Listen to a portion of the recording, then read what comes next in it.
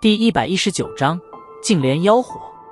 当萧炎从昏迷中苏醒过来时，全身依然犹如针扎般的隐隐疼痛，手指抚了抚手指上的那戒，一个小玉瓶出现在手中，倾斜着瓶口倒出了几滴粉红色的液体在嘴中。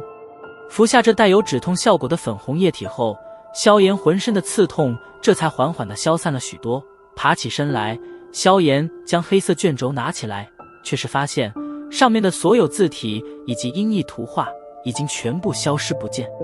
望着空荡荡的卷轴，萧炎眨了眨眼睛，忽然一把将衣衫脱了下来，然后从那戒中取出一块水晶镜子，借着反射的余光，萧炎能够发现自己的背上竟然不知何时多出了一对巴掌大小的黑色音译纹身。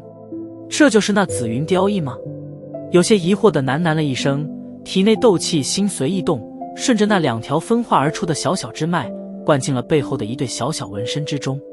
接收到斗气的传输，漆黑的纹身立马释放出淡淡的紫色光华，最后竟然化为了10只翅膀一般，而且黑色音译的面积也是从巴掌大小扩大到了半尺左右。好奇地看着这对带着紫纹的音译，萧炎控制着它微微扇了扇，一股细小的符力便是在身下浮现，不过符力太小，还远远不足以使得萧炎离地。想要使得紫云翼飞行，需要不菲的斗气，以你现在的实力，并且在掌握熟练的前提下，恐怕都只能进行短距离的滑翔吧。望着举止有些滑稽的萧炎，药老忍不住的笑道。咧嘴一笑，萧然点了点头，他本来就没指望立刻便能真正的飞行，如今能有这点效果，已经很让他满意了，毕竟什么东西都得慢慢来不是。停止了斗气的输入，背后的音译再次贴在了背上，化为一团漆黑的音译纹身。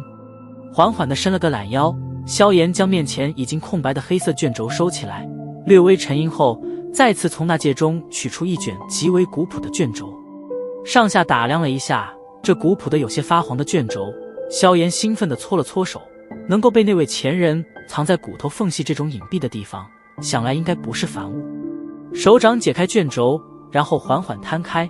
望着卷轴之内，萧炎却是微微一愣，这是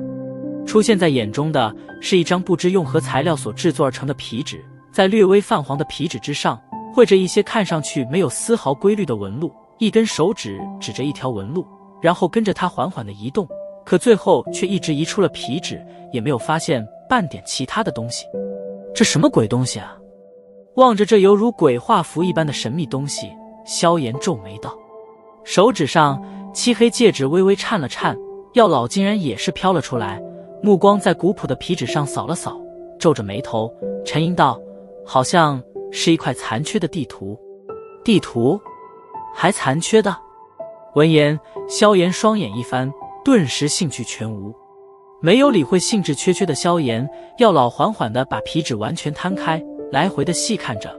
而当其目光忽然落在皮纸角落处的一朵有些类似莲花般的模糊东西时，脸色却是微微一变，再次俯下身来，细细地观察着这朵莲花状的神秘物体。这朵莲花状的东西，或许是因为岁月的缘故，看上去隐隐的有些泛黄，而且也有些模糊，不过倒也还能看清其大致所绘。莲花呈黑色状，在莲花表面上似乎粘附着一层薄薄的黑岩，认真地看上去，整朵莲花竟然隐隐给人一种妖异的感觉。老师，你发现什么了？见到药老这般模样，萧炎也是微微一惊，相处这么久，他可还是第一次看见药老露出这种神态。这难道是净莲妖火？眼睛死死地盯着这朵奇异的黑莲，经过细细的观察之后，药老忽然有些惊异地喃喃道，净莲妖火？疑惑地眨了眨眼睛，萧炎心头忽然一动，试探地问道，是异火？这是一种异火，而且是异火榜中最神秘的一种。药老脸色微微凝重地点了点头，沉声道，净莲妖火异火榜上排名第3，有净化万物的特效，任何东西只要被其沾上丁点，就将会被净化成一片虚无，威力极为的恐怖。这种异火天地间极为少见，似乎只有那么寥寥2、3朵的存在，可谁也不清楚它们在何方，也不知道当初是谁记录过一次这东西，可却始终无人真正的见过。我之所以能够认出，还是当初在寻找异火时刚好寻见过一点关于这东西的粗浅痕迹？难道这地图便是寻找净莲妖火的途径？药老有些震惊地望着这古朴的皮纸，惊叹道：可惜这只是残图，依靠这么模糊的信息，我们根本找不到。萧炎也被挑起了一些兴趣，不过一想到这只是一张残图，便不由感到惋惜。能得到净莲妖火的这点信息便很不错了，就算你现在能够找到那东西，以你的实力也拿它没办法，还是慢慢来吧，说不定日后还能有机会弄到其他的残图。药老笑了笑道：如果你能成功吞噬掉净莲妖火，不知道这焚诀会进化到何种级别？最高不就是天阶高级吗？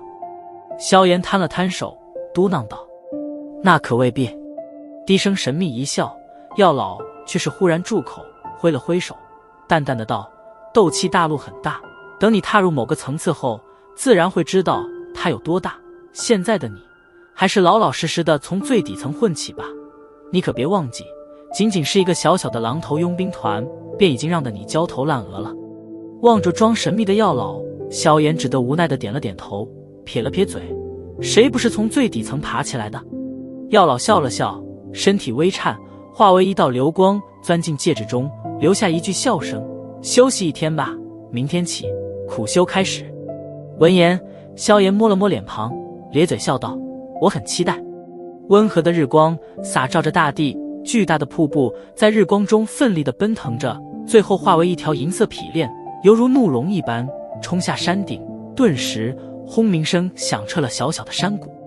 站在瀑布之下，萧炎深嗅了一口湿润的空气，抬起头来望着那高耸的巨大瀑布，心头忍不住的有些发酥。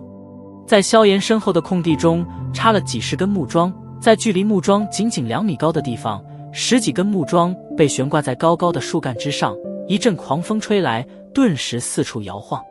漆黑戒指微微一颤，药老摇摇晃晃地飘了出来，望着那几十根木桩，满意的点了点头，目光泛着许些不怀好意地盯着萧炎，指着木桩含笑道：以后的每天上午，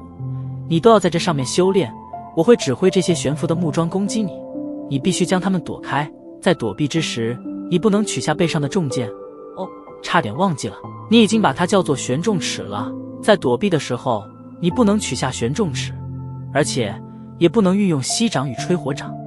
闻言，萧炎微微点了点头，脸庞上有些跃跃欲试，他对自己的躲避速度还是颇为自信的。想试一下吗？望着萧炎的表情，药老忽然微笑道，笑容中透着许些狡诈。如你所愿。耸了耸肩，萧炎脚尖在地面上一蹬，身形便是轻易地飘上了一根木桩，双手微微一动，心长的身姿倒也隐隐有着几分高人般的气质，对着药老扬了扬。萧炎笑道：来吧，让我看看老师搞了这些东西究竟会如何让我感觉到苦。有志气，让我看看你能坚持几根。笑眯眯地点了点头，药老袖袍一挥，一股狂风自袖袍间暴冲而出，顿时那几十根悬浮在半空中的木桩胡乱摇晃间，立刻分出一根，猛然对着木桩上的萧炎撞击而去。木桩撞来，隐隐传来的压迫之感让得萧炎脸色微微凝重，目光盯着那越来越近的木桩，身体骤然下弯，木桩贴着身体险险地飞了过去。下弯的身体还来不及起身，又是一根飞射而来，萧炎脚尖在木桩之上一踩，刚欲离开这处木桩，脸色却是骤然一变，只见那踩在木桩上的脚掌却是犹如被什么东西给粘住了一般。突如其来的变故让得萧炎惊了惊，不过他定力还算不错，体内斗气几乎是随心而动，迅速传至脚掌处，再次重重一踏，双脚终于是脱离了束缚，同时也将那贴身而来的2根木桩躲避而开。虽然躲开了这次的攻击，不过当5根木桩再次齐齐撞来之时，被粘住双脚的萧炎终于是被狠狠地撞了出去。笑盈盈地望着地上呻吟的萧炎，药老微笑道：如何？你在木桩上搞了什么鬼？萧炎揉了揉发胀的胸口，哼哼地道：木桩上被涂了墨胶，每一次你的移动都必须用斗气来化解那股黏力，否则一旦躲避不及，便是被撞出场的结局。所以在躲避的同时，你体内的斗气必须随时随刻地保持着流转状态。不过，如果当你在这种状态持续久了之后，你所得到的好处将会非常巨大。药老淡淡地笑道：“这东西便是用来锻炼你的敏捷以及对斗气的掌控。”转过身来，指着木桩，药老含笑道：“